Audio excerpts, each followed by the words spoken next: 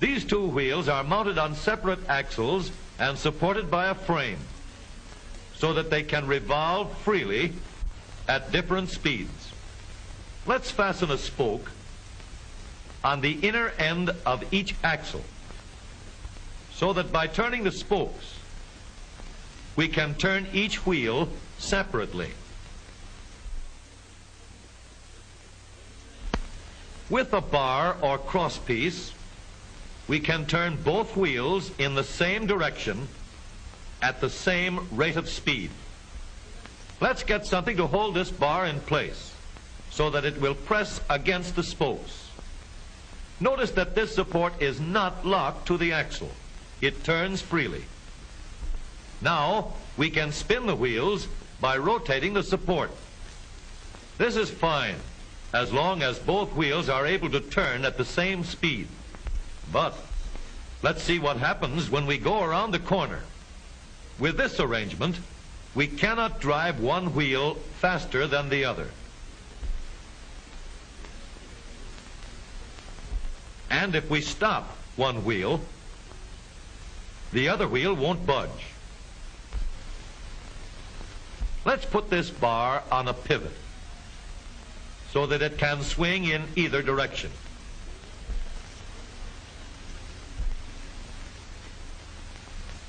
Now, the bar can still turn both wheels at the same speed. And because it pivots, it lets one wheel turn even when the other is stopped. But if turned too far, the bar will swing around until it won't drive the spokes that turn either wheel. We need another crossbar and more spokes to carry on the job.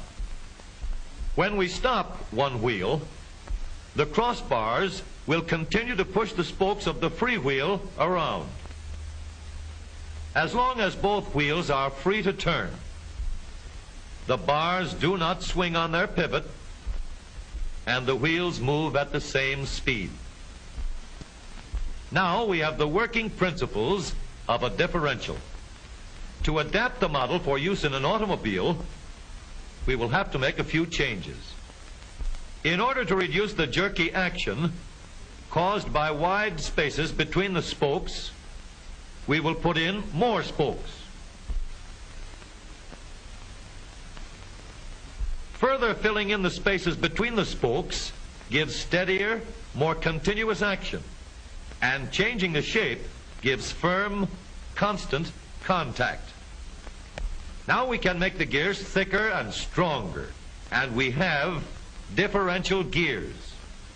The edges are cut so that they will fit together more smoothly and silently, and another gear is added to share the work of driving the axles.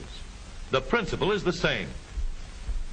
In order to turn the support and drive the wheels, we can fasten a large gear here, connected by a smaller gear to a source of power.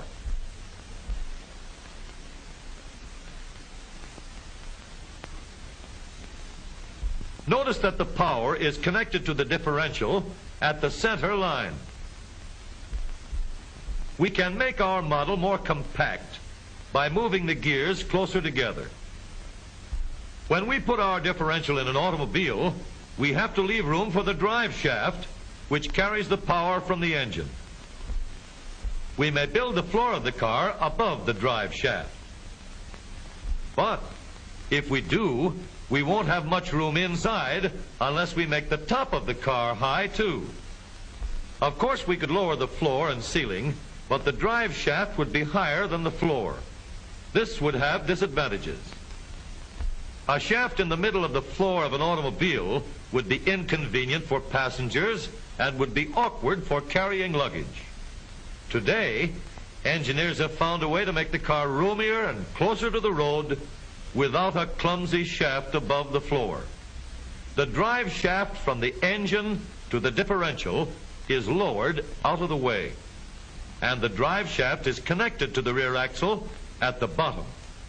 The new low center drive makes the rear axle quieter, stronger, and more durable because it gives better, smoother contact between the gears. The automobile of today, with the low center drive, is stronger and more rugged.